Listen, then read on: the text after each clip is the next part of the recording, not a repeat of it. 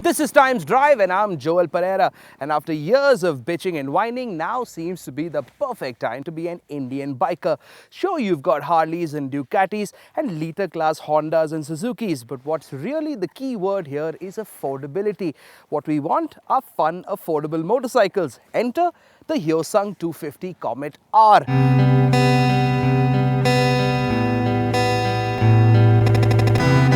Now 250 might not seem like a lot, but you know what they say about motorcycles. It's better to ride a small one fast than a large one slowly, and that makes the 250cc Hyosung just perfect.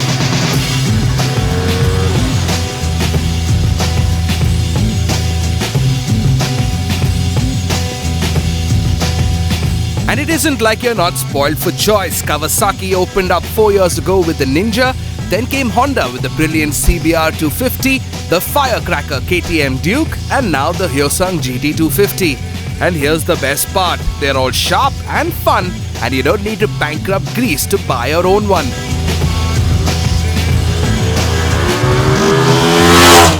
Now for all the liter class bikes I just spoke of, the Hyosung is the big kid in class, and that both has its pros and its cons. On the plus side, the large size does make it look like its larger cousin, the 650. On the negative, this bulk does add to the weight, and that slows this motorcycle down. Still, if it's the sports bike experience you're looking for, this is it.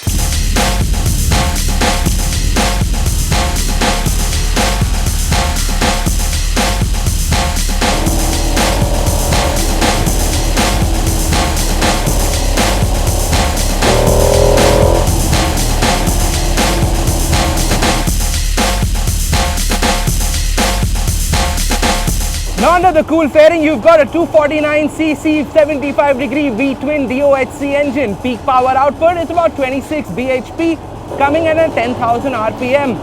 And you've got peak torque coming in at 21 Newton meters. Now those are the numbers on paper, and compared to other bikes in this range, it sounds like a real scorcher. The thing is, it's not.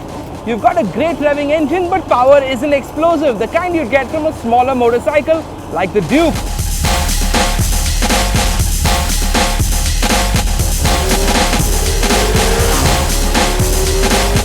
It does pull smoothly all the way up to 9,000 RPMs, but things start getting iffy when you move further, which is odd considering peak power does come at 10,000. Also, even though you have oil and air cooling, this motorcycle does tend to overheat. Still, the day we rode it, it was 40 degrees in the shade and we had been riding hard all day.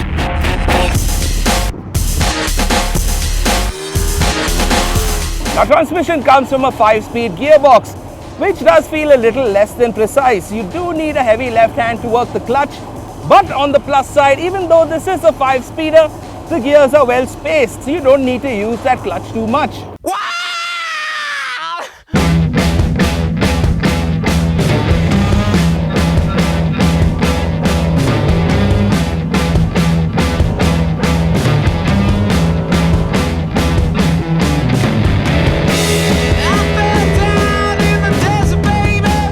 Now the powertrain is a little middle of the road. It's not as aggro as the KTM or the Ninja.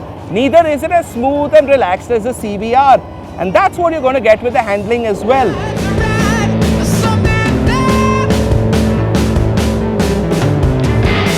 Now riding position, as you can see, is full on low down attack mode.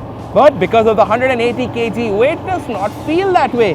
The long wheelbase compared to other bikes of this class also tends to dull what could have been a sharp motorcycle. Still, the long wheelbase and the extra weight tend to make this bike very stable at high speeds.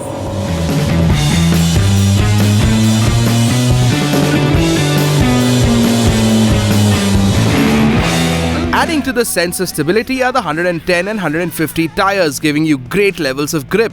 It might not look like it, but this is not really a motorcycle that you're going to use to carve corners, because the front end does seem a bit heavy and does take a little bit of an effort to change direction. Now it's a great feeling riding the GT because you're sitting really low in the seat, leaning over the tank. But then that speed racer approach to ergonomics is going to get old really quick, especially if you're not used to this stance. You're going to feel your wrist take the pain beyond a point. And trust me, it's not a personal failing. Think of it as the GT's way of preparing you for larger motorcycles. That being said, using the GT on your daily commute to office or college is going to be quite a pain. On the plus side though, ride quality is excellent as the GT pretty much soaks in everything our crap roads have to offer. You've got twin discs in the front and a single disc on the rear, but double the number of brakes does not necessarily mean double the amount of braking.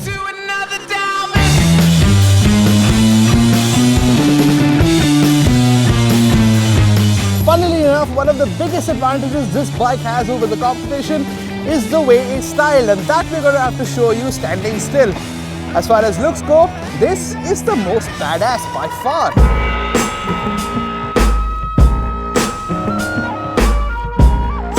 Because unlike the VFR-derived CBR and the switchblade street fighting style of the KTM, the GT is truest to its sport bike form and closely resembles the larger GT650R, considering that the wheels, the 300mm discs and the upside-down forks are direct lifts.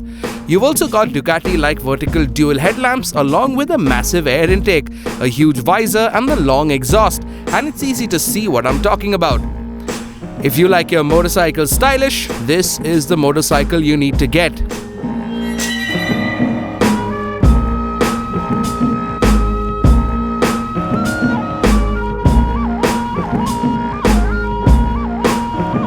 Now the GT250 hasn't been launched yet, so we don't know what the prices are going to be, but the folks down at Hyosung aren't stupid and we expect them to price it at par or very close to the competition.